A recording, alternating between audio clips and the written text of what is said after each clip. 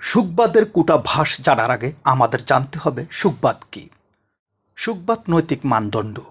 এই হিসেবে এটি নীতিবিদ্যক বা নীতি দার্শনিক ধারণা বা প্রত্যয়। যে মতবাদ কোনো কাজের ভালোত্ব, মন্দত্ব বা ন্যায়ত্ব অন্যায়ত্ব নিরূপণে মানদণ্ড হিসেবে সুখকেই প্রাধান্য দেয়, তাকে সুখবাদ বলে। এই মতবাদ অনুসারে সুখই নৈতিকতার একমাত্র মানদণ্ড। মানুষ স্বভাবত সুখ কামনা করে এবং দুঃখ পরিহার করে। যে কাজ যত সুখ দেয় সে কাজ তত ভালো বা যথোচিত, এবং যে কাজ যত দুঃখ দেয় তা তত মন্দ বা অনুচিত। এবার আমরা সুখবাদের কূটাভাস সম্পর্কে জানব।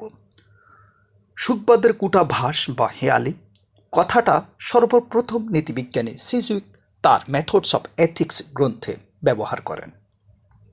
সিজউইক বলেন, সুখের প্রতি আকর্ষণ খুব বেশি প্রবল হলে সুখ পাওয়া যায় না। সুখের প্রতি আমরা যত বেশি মনোযোগ দেই ততই আমরা সুখ হারাই। যেমন, আমি ভালো গান শুনে সুখ পাই। এখন কোনো গান শুনতে শুনতে যদি গানের দিক থেকে আমার মন সুখ ভোগের দিকে চলে যায়, তবে সাথে সাথে আমার সুখও চলে যায়।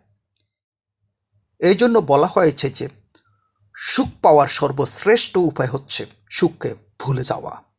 একেই বলা হয় সুখবাদের কূটাভাস বা বিরোধাভাস। আশা করি সুখবাদের কূটাভাস সম্পর্কে মোটামুটি ধারণা পেয়েছেন। আজ এ পর্যন্ত। নীতিবিদ্যার অন্যান্য টপিকের ভিডিও লিঙ্ক ডেসক্রিপশনে দেওয়া আছে, শ্রবণ করুন এবং জানুন।